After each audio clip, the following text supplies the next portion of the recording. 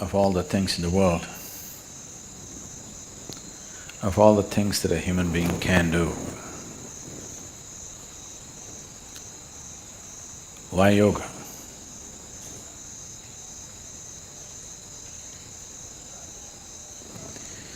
Everything that human beings can do is essentially an expression of who they are. Somebody sings a song, somebody dances, somebody writes a book, somebody paints a picture.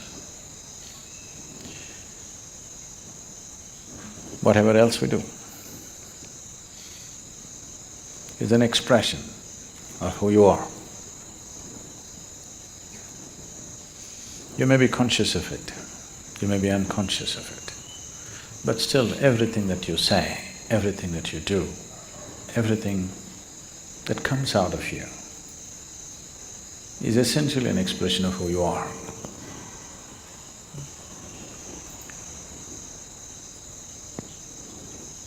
So yoga, in that way, is diametrically opposite to this, because it's not an expression of who you are. It's about determining as to who you are. It's about determining as to what you want to be. Changing the very fundamentals of one's existence. Today, there is substantial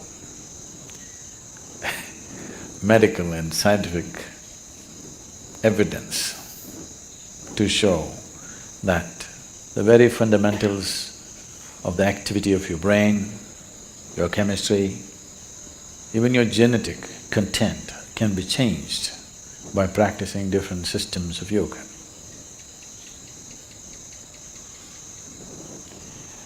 This needed no confirmation because we've always witnessed this. But today there is scientific data to prove this. So this is not an expression of who you are, this is about determining the nature of who you wish to be,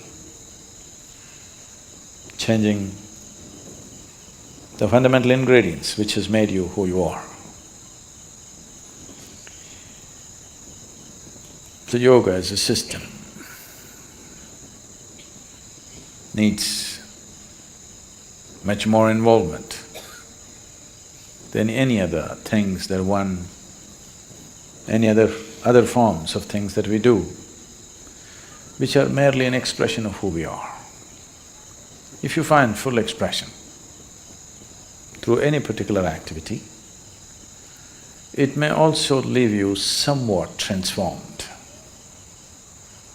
If you cook with all your heart, some transformation may happen. Yes? Taking care of a cow can change your life, you know. If you sing with all your heart, some transformation may happen. If you dance with all your heart, some transformation may happen. But that is only a certain impact that is happening because of absolute involvement in a particular activity. But essentially that activity by nature is an expression of who you are. It is not determining the nature of who you are. So when we transform our activity, not as an expression of who we are, because who wants to find expression like this in the morning? Definitely not, isn't it? So, it is not an expression, it is a method, it is a means, it's a technology through which you can change the shape of who you are. Literally also, otherwise also. You can change the very shape of who you really are right now. That can be transformed, because who you are right now as a person is a combination of things. Genetic material, before that, the karmic substance that you carry.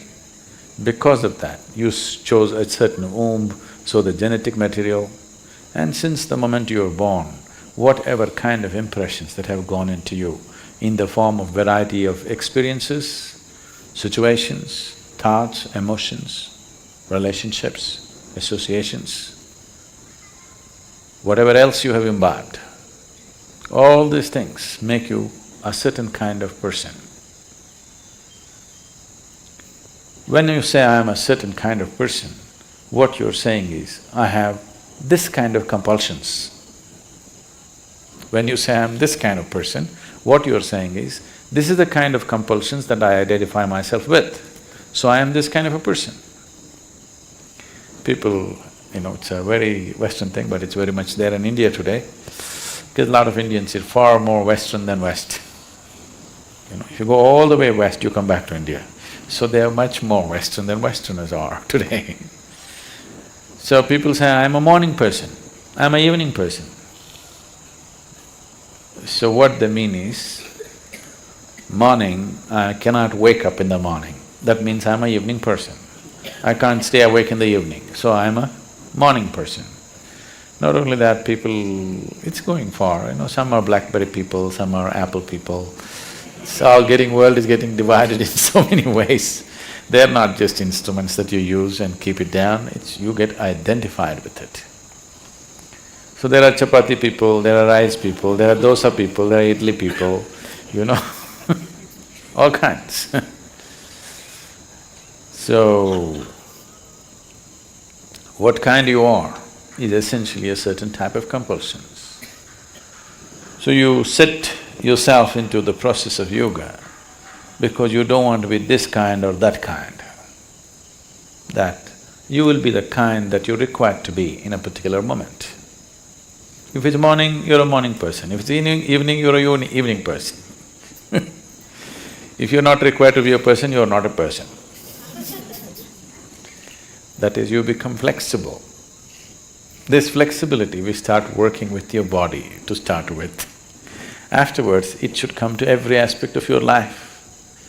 Your physical structure, your psychological structure, your emotional structure, your karmic structure, everything should become flexible, that it can be whatever it is required to be. It is not stuck being this way or that way. So yoga as a process, yoga as a method, yoga as a technology, yoga as a science is essentially to break the limitations of a certain concretization that happens, which we call as personality.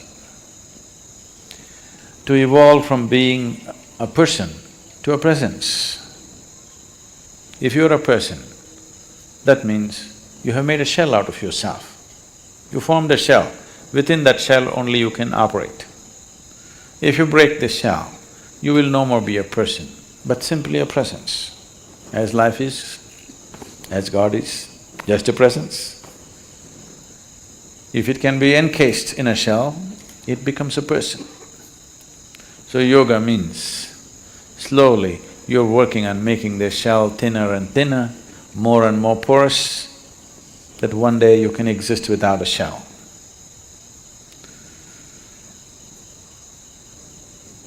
So essentially, in your experience, yoga means morning.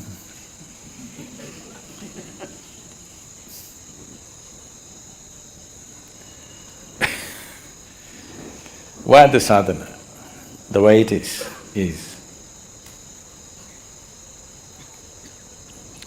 all aspects of physicality are cyclical in the universe. Planets are going around the sun, the solar system are moving, everything in the galaxy, in the cosmos is cyclical. The more and more you're identified with your physical system, the more and more cyclical you are also. Your experiences are cyclical, the process of life is cyclical. If you watch carefully enough, even the situations that you face in your life come in cycles. So yoga means, on one level, to break the cycle of life. What is a circle right now, we want to open it up and make it a straight line. Because if you're going in circles, if I say you're going in circles, what does it mean to you? You're not going anywhere.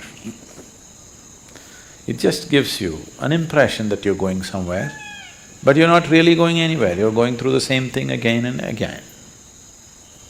So yoga means to open up the circle and stretch it out like a straight line, that if you follow the line, you go somewhere, you're not going round and round.